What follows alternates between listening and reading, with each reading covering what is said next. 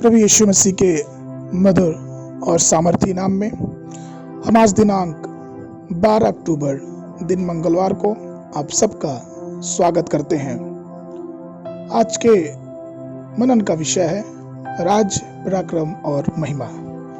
राज पराक्रम और महिमा। मत्ती रचित सुसमाचार उसका 6वां अध्याय उसके 13वें वचन में वचन इस प्रकार से कहता है, क्योंकि राज और पराक्रम और महिमा युगान युग तेरा है। परमेश्वर का धन्यवाद हो कि हमारा परमेश्वर स्तुति पे, आराधना पे विराजमान रहने वाला परमेश्वर है। सृष्टि के निर्माण में भी उसकी आराधना होती थी और अंत में भी उसकी ही आराधना होगी, क्योंकि वही सब कुछ है। हम जिस परमेश्वर के संतान हैं, हम जिस परमेश्वर के बेटे और बेटियां हैं, वह एक महान और अद्भुत और दयालु परमेश्वर है और हमारा कार्य है कि हम उसकी स्तुति, प्रशंसा और महिमा करते रहें।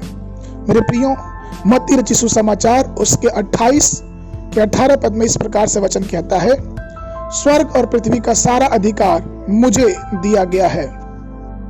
आज की सुबह मैं आपसे बताना चाहता हूं कि हम जब प्रभु यीशु मसीह को अपना उद्धारकर्ता मानते हैं तो हमें जो कुछ भी कार्य हम करते हैं वो सिर्फ उस परमेश्वर की महिमा के लिए होना चाहिए।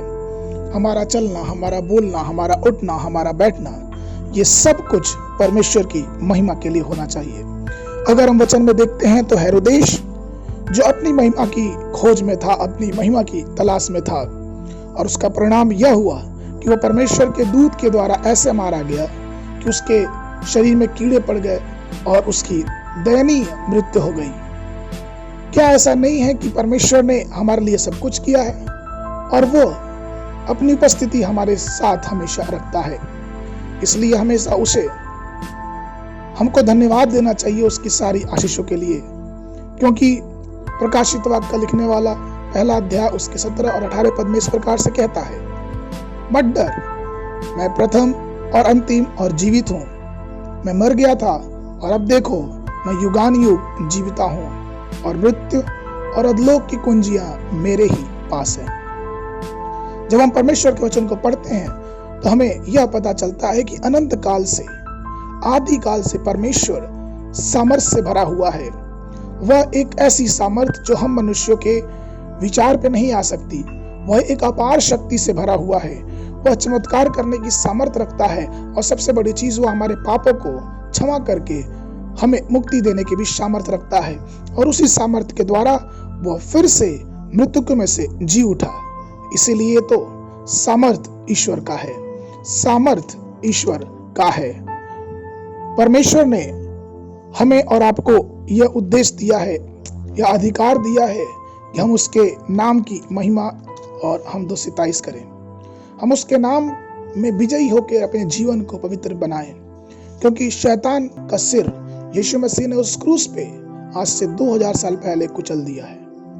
उसके लहू बहाने से हमें विजय प्राप्त होता है, और जब हम उसकी सामर्थ्य का उपयोग करते हैं तो हम अपने जीवनों में दैविक और सामर्थी चमत्कार को देखते हैं। इसीलिए तो वचन कहता है कि जब परमेश्वर ने अब्राहम की परीक्षा ली और जब उसने अपने आप को उस पर प्रकट किया, अपनी सामर्थ्य को उस पर प्रकट किया, तो उत्पत्ति की पुस्तक उसका 17 अध्याय उसका पहले पद में वचन कहता है, मैं परमेश्वर सर्वशक्तिमान ईश्वर हूं, मेरे सामने चल और सिद्ध बन जा।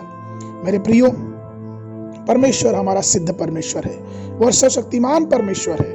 हमें किसी वस्तु से डरने की जरूरत नहीं है। वह हमारे आगे आगे चलता है, वह हमें विजयी जीवन देता है और वह हमारे विरोधियों को हमसे अलग करता है। वो हमारे आगे आगे चल के हमारे बाधाओं को तोड़ता जाता है, और इसीलिए तो जब वो हमारे आगे आगे चलता है तो हमारा विरोधी कौन हो सकता है। आज के मनन के लिए भजन संहिता की पुस्तक उसका 62 अध्याय उसका 11 पद, परमेश्वर ने एक बार कहा और 2 बार मैंने यह सुना कि सामर्थ परमेश्वर की ही है। परमेश्वर आप सबको आशीष देवे।